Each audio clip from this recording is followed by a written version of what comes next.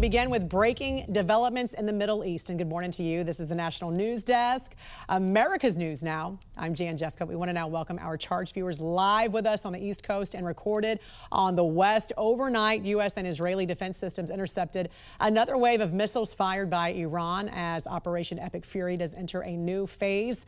U.S. Central Command confirming the scale of this campaign. According to CENTCOM, the operation has already successfully taken out 2,000 targets across the region. More than 17 Iranian ships have also been destroyed, leaving Tehran without any operational naval assets. But Iran still firing back. CENTCOM reports Iran has launched more than 500 ballistic missiles and 2,000 drones. Angela Brown joining us now from the live desk with the latest on the ground this morning. Good morning to you, Angela. I know we're waiting for a press conference right now on the war in Iran. The numbers, though, really staggering. This is not slowing down anytime soon. Right. In fact, it's only, getting even stronger. Those numbers really illustrate how much American firepower there is not only on the ground but in the region.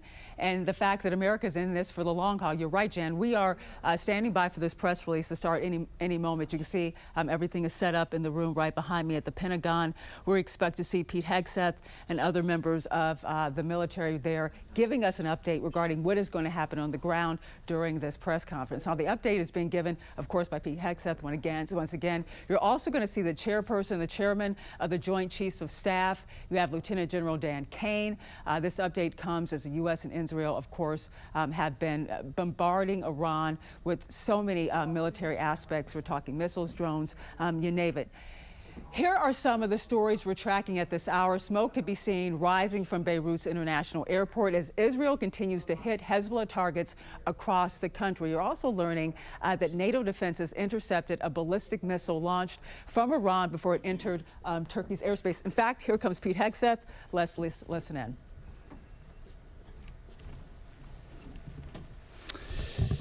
Well, good morning. I stand before you today with one unmistakable message about Operation Epic Fury. America is winning, decisively, devastatingly, and without mercy. Under the direct command of President Trump, the War Department unleashed this operation early Saturday morning, just 4 days ago, which means we need to remember two things. First, we are only 4 days into this. Metrics are shifting, dust is settling, and more forces are arriving. It's very early, and as President Trump has said, we will take all the time we need to make sure that we succeed. Second, we are only 4 days into this, and the results have been incredible. Historic, really. Only the United States of America could lead this, only us. But when you add the Israeli Defense Forces, a devastatingly capable force, the combination is sheer destruction for our radical Islamist Iranian adversaries. They are toast, and they know it. Or at least, soon enough, they will know it. And we have only just begun to hunt, dismantle, demoralize, destroy, and defeat their capabilities, just 4 days in. Starting last night and to be completed in a few days, in under a week, the two most powerful air forces in the world will have complete control of Iranian skies, uncontested airspace. I hope all the folks watching understand what uncontested airspace and complete control means. It means we will fly all day, all night, day and night, finding, fixing, and finishing the missiles and defense industrial base of the Iranian military, finding and fixing their leaders and their military leaders, flying over Tehran, flying over Iran, flying over their capital, flying over the IRGC, Iranian leaders looking up and seeing only U.S. and Israeli air power every minute of every day until we decide it's over. And Iran will be able to do nothing about it. B-2s, B-52s, B-1s, Predator drones, fighters, controlling the skies, picking targets. Death and destruction from the sky all day long. We're playing for keeps. Our warfighters have maximum authorities granted personally by the President and yours truly. Our rules of engagement are bold, precise, and designed to unleash American power, not shackle it. This was never meant to be a fair fight, and it is not a fair fight. We are punching them while they're down, which is exactly how it should be. Thus far, Operation Epic Fury has delivered twice the air power of shock and awe of Iraq in 2003, minus Paul Bremer and the nation building. The campaign has 7 times the intensity of Israel's previous operations against Iran during the 12-day war, 7 times. And as President Trump said, more and larger waves are coming. We are just getting started. We are accelerating, not decelerating. Iran's capabilities are evaporating by the hour, while American strength grows fiercer, smarter, and utterly dominant. More bombers and more fighters are arriving just today. And now, with complete control of the skies, we will be using 500-pound, 1,000-pound, and 2,000-pound GPS and laser-guided precision gravity bombs, of which we have a nearly unlimited stockpile. We used more exquisite standoff munitions at the start, but no longer need to. Our stockpiles of those, as well as Patriots, remains extremely strong. The enemy can no longer shoot the volume of missiles they once did, not even close.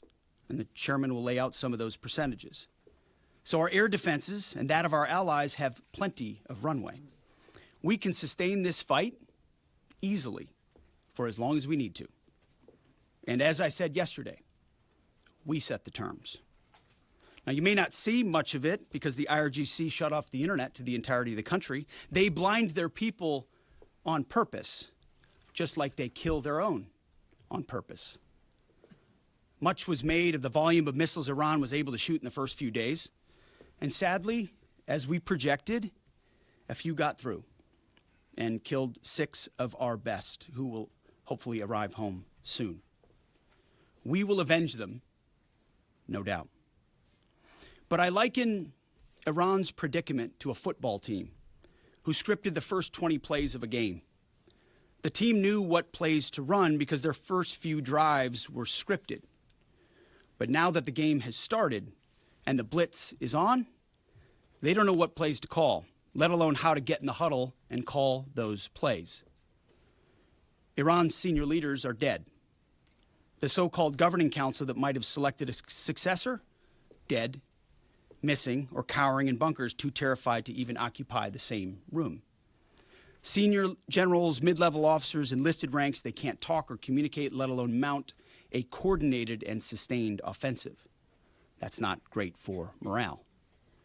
The Iranian Air Force is no more, built for 1996, destroyed in 2026. The Iranian Navy rests at the bottom of the Persian Gulf. Combat ineffective, decimated, destroyed, defeated, pick your adjective. In fact, last night, we sunk their prize ship, the Soleimani. Looks like POTUS got him twice.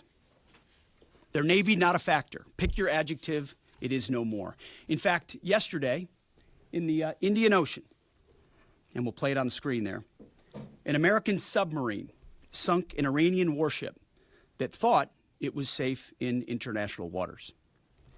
Instead, it was sunk by a torpedo. Quiet death. The first sinking of an enemy ship by a torpedo since World War II. Like in that war, back when we were still the War Department, we are fighting to win. Also, yesterday, the leader of the unit who attempted to assassinate President Trump has been hunted down and killed. Iran tried to kill President Trump, and President Trump got the last laugh. Now, this is not a mission accomplished situation. This is simply a reality check. The combination of U.S. and Israeli intelligence and combat power will control Iran, and will control it soon. Sure, Iran will still be able to shoot some missiles and still be able to launch one-way attack drones at civilian targets, and their proxies will attempt to attack our embassies, bases, and soft targets. They are terrorists, after all, and they need to target civilians because they can't fight toe-to-toe. But we will find them, and we will kill them. This is what the fake news misses. We've taken control of Iran's airspace and waterways without boots on the ground. We control their fate. But when a few drones get through or tragic things happen, it's front page news. I get it. The press only wants to make the president look bad, but try for once to report the reality. The terms of this war will be set by us at every step. As I said Monday, the mission is laser focused. Obliterate Iran's missiles and drones and facilities that produce them, annihilate its navy and critical security infrastructure, and sever their pathway to nuclear weapons. Iran will never possess a nuclear bomb, not on our watch, not ever. And this is why President Trump's moral clarity on Iran today is so vital. Unlike the past, where vague red lines and endless negotiations let Iran fund terror and inch ever so slightly toward a bomb, this president sees the threat plainly and acts decisively. No more half measures, especially when Iran is at its weakest. No more letting Tehran play for time while our people pay the price. His leadership ensures that we finish what we start and that we protect our warfighters by crushing the enemy before they can strike again. Our offensive operations, refined through months of relentless preparation, are unstoppable. And our defensive efforts are unprecedented. We have from the start put the protection of our troops ahead of everything else. Before we very publicly built up offensive combat power, we quietly ensured that our defensive posture and power was in place. And as we built up offensive combat power, we moved the vast majority of American troops, over 90% of Americans that were on our bases, what we say off the X, out of the range of Iranian fire. Our defensive shield is equally formidable, the most sophisticated air and missile defense network ever fielded. Thousands of Iranian missiles and drones have been intercepted and vaporized. Tens of thousands of American and allied lives protected. We have pushed every counter-UAS system possible forward, sparing no expense or capability. And like I said, this does not mean we can stop everything, but we ensured that the maximum possible defense and maximum possible force protection was set up before we went on offense. In closing, as President Trump told German Chancellor Merz yesterday, Iran negotiated in bad faith, stalling, scheming, and preparing to strike. And we acted decisively to defend our people, our interests, and our allies. President Trump took bold action, putting America first, the kind of bold action that the American people elected him to execute. To our steadfast partner, Israel, your mission is being executed with unmatched skill and iron determination. Fighting shoulder to shoulder with such a capable ally is a true force multiplier and a breath of fresh air. We salute your courage and your contribution. 4 days in, we have only just begun to fight.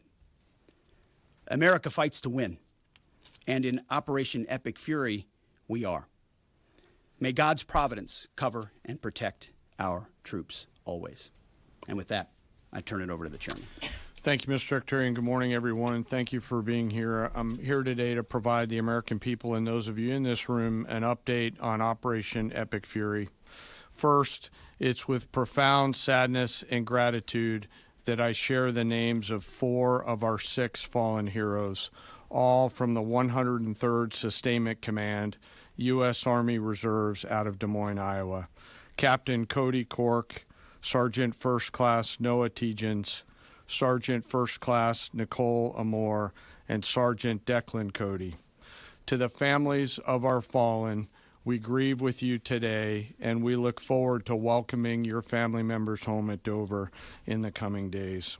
Out of respect for the other families, we'll withhold the release of their names until next of kin notification is complete. And either myself or Admiral Cooper will release those names as soon as we can ensure that all of those families have been properly notified. To our Gold Star families, to our wounded warriors and their loved ones, we will never forget your sacrifice. Our nation stands with you, and we are eternally grateful for your courage, your resiliency, your devotion to this mission and to our nation. As the Secretary said, we're 4 days in, 103 hours into this campaign. The operation was again launched with clear military objectives designed to dismantle Iran's ability to project power outside of its borders, both today and in the future. First, we are targeting and eliminating Iran's ballistic missile systems to prevent them from threatening the U.S. Forces, partners, and interests in the region. Second, we are destroying the Iranian Navy, degrading its capacity, capability, and ability to conduct operations, not just in the Central Command AOR, but as the Secretary showed in the video, around the world. Third, we're ensuring Iran cannot rapidly rebuild or reconstitute its combat capability or combat power, and those phases will begin as the campaign continues. As of this morning, U.S. Central Command is making steady progress. Iran's theater ballistic missile shots fired are down 86% from the first day of fighting, with a 23% decrease just in the last 24 hours. And their one-way attack drone shots are down 73% from the opening days. This progress has allowed CENTCOM to establish localized air superiority across the southern flank of the Iranian coast and penetrate their defenses with overwhelming precision and firepower. We will now begin to expand inland, striking progressively deeper into Iranian territory and creating additional freedom of maneuver for U.S. forces. Let me explain a little bit about how we're thinking about staying ahead of the enemy. First, over the past several weeks, Admiral Cooper and the CENTCOM team have refined their operational approach to the region. Their planners identified key centers of gravity that would allow Iran to project power outside of its borders. They thought about how to isolate critical vulnerabilities and determined where, with precision, the greatest strategic effect could be achieved. As a result of this, CENTCOM is now shifting in day 4 already from large deliberate strike packages using standoff munitions at range outside an enemy's ability to shoot at us, now into stand-in precision strikes overhead Iran. As the Secretary said, this is a point of munitions transition from standoff munitions to stand-in munitions like joint direct attack munitions, which are GPS-aided free-fall weapons, and other things like Hellfires, etc. This will allow the joint force to deliver significantly increased precision effects on the target. The throttle is coming up, as the Secretary said, as opposed to ramping down. This will allow us to maintain consistent pressure on the adversary over the coming days, disrupt their launch timelines, and impose cost every day around the clock. I know there have been a lot of questions about munitions. We have sufficient precision munitions for the task at hand, both on the offense and defense. But I want to tell you, teammates, as a matter of practice, I don't want to be talking about quantities. And I know there's been a great debate about that, and I appreciate the interest, but just know that we consider that an operational security matter. Let me flip to the map here. Hopefully I don't kill anybody with a laser pointer. As I mentioned earlier, and for you with the camera right there, my friend, I hope I don't ricochet off and hurt you. Over the initial days, the U.S. Joint Forces continued to attack and attrit ballistic missile capabilities as well as integrated air defense capabilities along the southern axis. Along the northern axis, Israel and the Israeli Air Force has predominantly been working integrated air defense targets along the northern flank, as well as medium-range ballistic missile capability as well. From the sea, the USS Ford has continued to project combat power here, as well as the bomber pulses that we talked about in the opening days of this briefing. Along the southern axis, the USS Abraham Lincoln Strike Group is. And you've been listening to War Secretary Pete Hegseth and General Dan Kane providing an update on Operation Epic Fury happening right now in the Middle East, with Hegseth saying that Iran is toast and they know it. We're going to be right back with the news conference live in just a few minutes.